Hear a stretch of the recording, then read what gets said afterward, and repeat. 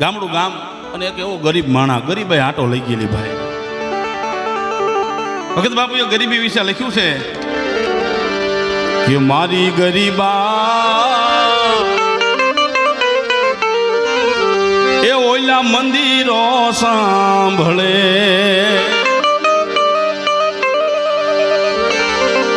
મારી ગરીબા એ ઓલા મંદિરો સાંભળે, કોઈ મંદિરોની મૂર્તિયું રૂવે રે, વાતડીએ બ્રહ્માંડ ડોલે. તમે ન પૂછો ગરીબોની વાતું, વાતડીએ બ્રહ્માંડ ડોલે. આવો ગરીબ માણા, ગરીબાઈ આંટો લઈ ગયેલી ભાઈ. એમાં રાજના દરબારના જે કુંવર હતા એનો જન્મદિવસ, અને આજ મહારાજા પોતે બગીમાં સવાર થઈને નીકળેલા, અને એટલી બધી મોજ છે, કહું તૂટે કડિયા તણીને અંગની ઉનડિયા, આજ હામવી હામે ના મોજ તોડી માયલા ભાઈ. એટલી બધી મોજ છે દરબાર સાહેબને, મહારાજાને, કે આજ કોઈ પણ હામો મળે એને ન્યાલ કરી દેવો છે. એ હોના મોરની ભરેલી જે કોથળી હતી એ કે ગમે આજ હામો મળે એને આપી દેવી છે ને. એમાં આ ભિખારી નીકળ્યો સામેથી, આ ગરીબ માણા નીકળ્યો, અને મહારાજાને મોજ આવી અને એ હોના મોર ભરેલી કોથળી આપી દીધી પેલા ગરીબ માણાને. પણ કાંઈ હતું નહીં અને સંપત્તિ મળી ગઈ ભાઈ, અને મોજના તોરા છૂટવા મનાણા અને દોડવા મનાણો. એ કે ફલાણું બનાવી નાખવું છે, બંગલો બનાવી નાખવો છે, ગાડીઓ લઈ લેવી છે, મોજમાં આવી ગયેલો, બોલતો જાય, લવણે ચડી ગયો. કારણ કે આ પૈસામાં પાવર એવો છે કે હુકો વડ હોય ને એના થડમાં જો રૂપિયા દાટો ને તો બીજે દી એનું કૂપલું ફૂટે હો. કારણ કે તમે પાકીટ વન પાકીટમાં પૈસા મૂકી દો તો પાકીટને ફૂલાઈ નાખતો હોય તો માણાની શું દશા થાય. એમાં ચોર સાંભળી ગયો કે આટલા બધા આને હોના મોર મળી ક્યાંથી ગઈ, તે પાછળ ગયો અને બોચી જાળી આંચકી લીધા પૈસા. બોલો તો નાનો માણા હતો ને ઓલો ચોર પાસે કઈ હાલે એવું હતું ને, ચોર લઈને વ્યો ગયો. ઘીરે ઓશિયાળો થઈને ગયો એની ઘરવાળે કે કાં, એ કે આપણા નસીબ ફૂટલા છે, કે કાં કે રાજાએ આપી હતી હોના મોરની કોથળી પણ ચોર લઈ ગયો. એના ઘરવાળા કે કોઈ વાંધો નહીં, અફસોસ ન કરતા, બીજે દિવસે જાજો, મહારાજ બીજે દી આપશે.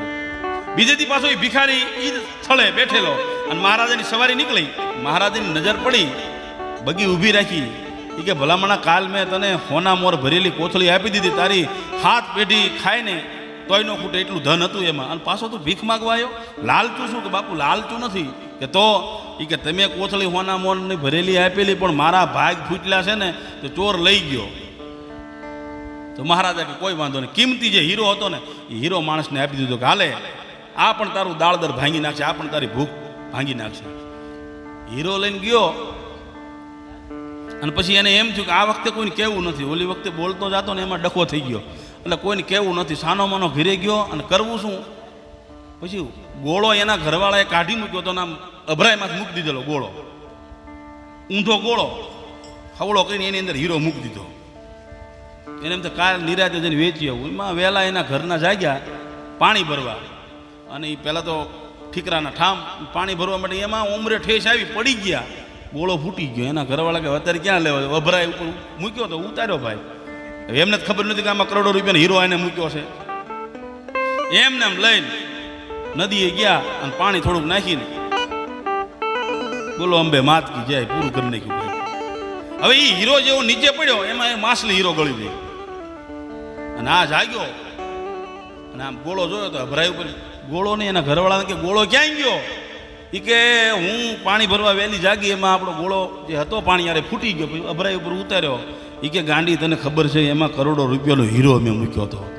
તો એ તો ગયો એમ, જય સીતારામ.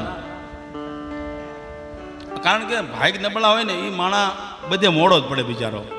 એપ્લિકેશન મળી એમાં તમે લાયક ઠર્યા, પણ કે અફસોસ સાથે કહું છું તમે થોડાક મોડા પડ્યા.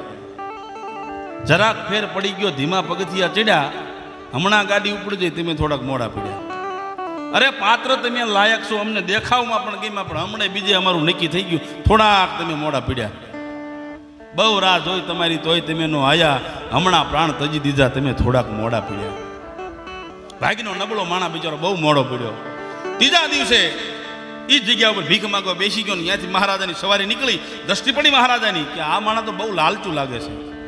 બગી ઊભી રાખી કે આટલો બધો જીવનમાં તારે લાલચ છે, આટલો બધો લોભ છે કે ના મહારાજ, કે હીરો તમે આપ્યો ને એ મેં ગોળામાં મૂક્યો હતો, પણ મારા ઘરના પાણી ભરવા ગયા એ નદીમાં પધરાવી દીધો.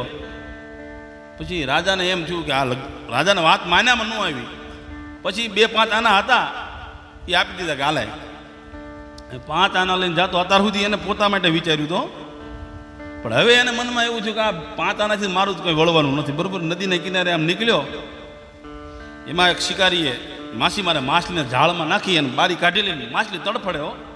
પછી એને મનમાં એવો વિચાર થયો કે 5 આનાથી મારું કંઈ વળવાનું નથી, પણ આ 5 આના આ માછીમારને આપી અને માછલીનો જીવ બચાવી લો. હવે જો બીજા માટે એને વિચાર કર્યો, પોતાના માટે નહીં, સામે તડફડતા એ જીવની માટે એને વિચાર કર્યો. માછીમારને પૂછ્યું કે ભાઈ આ માછલી વેચવી છે? કે હા. કે શું કિંમત? એ કે 5 આના. ખીચામાં જ કાઢીને આપી દીધા કે લે આ 5 આના.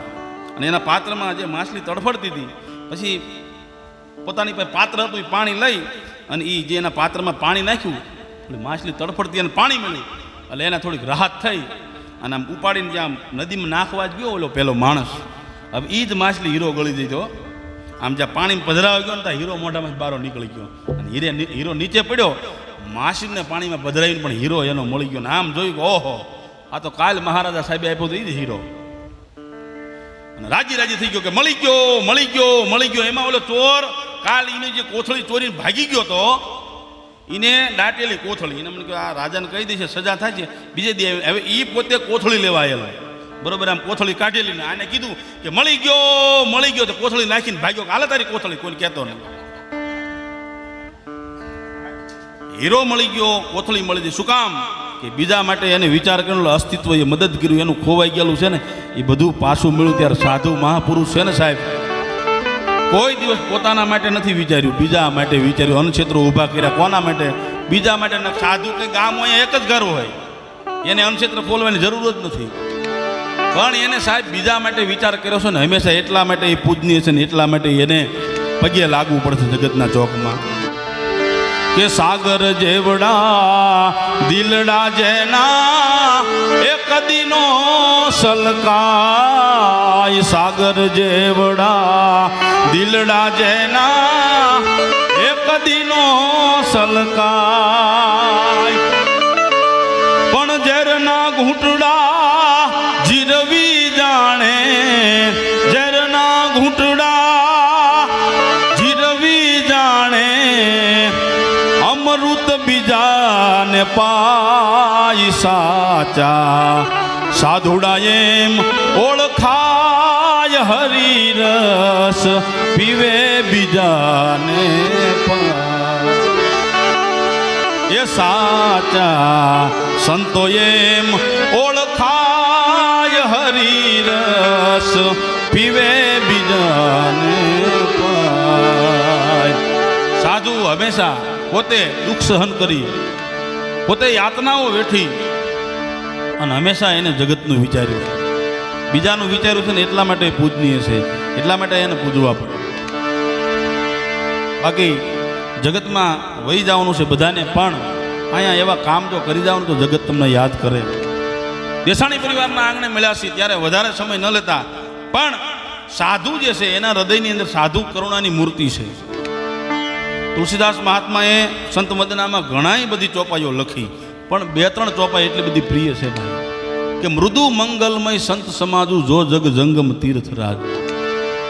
સાધુ મૃદુ મંગલમય સંત સમાજુ જો જગ જંગમ તીર્થરાજુ. સંત છે, સાધુ છે, હાલતો ચાલતો પ્રયાગ છે ભાઈ. ગંગા યમુના અને સરસ્વતી ત્રિવેણી સંગમ, અહીંયા કુંભનો મેળો રચાય, અહીંયા તમે જાઓ સ્નાન કરો એટલે તમારો પાપ ધોવાઈ જાય. પણ સંત છે, કદાચ તમે અહીંયા ન જઈ શકો ને, સાધુ જો તમારા આંગણે આવ્યો હોય ને તો એ હાલતો ચાલતો પ્રયાગ છે. એમાં તમે સ્નાન કરી લો, એના શબ્દરૂપી જ્ઞાનરૂપી ગંગા છે, એમાં તમે સ્નાન કરી લો એનું ફળ તરત મળે. મંજન ફલ દેખી તત્કાલા, કાક હોય પીક બકહુ મળે. કાગડો કોયલ બની જાય ને બગલો હંસ બની જાય. આ સંત પુરુષોના લક્ષણો છે. પણ સાધુને કેટલો પ્રેમ હોય છે બીજા જીવ પ્રત્યે, હંમેશા એ વિચારતો હોય છે. એનો એક નાનકડો પ્રસંગ. અમારું ગામ નવી મોરવાડ અને કનેરામ બાપુ દેસાણી, સત્ય ઘટનાનો પ્રસંગ મારી નજરની સામે બનેલો પ્રસંગ છે, એટલે અત્યારે હું કહું છું. કોઈ વખાણ કરવાની વાત નથી, સત્ય ઘટનાનો પ્રસંગ.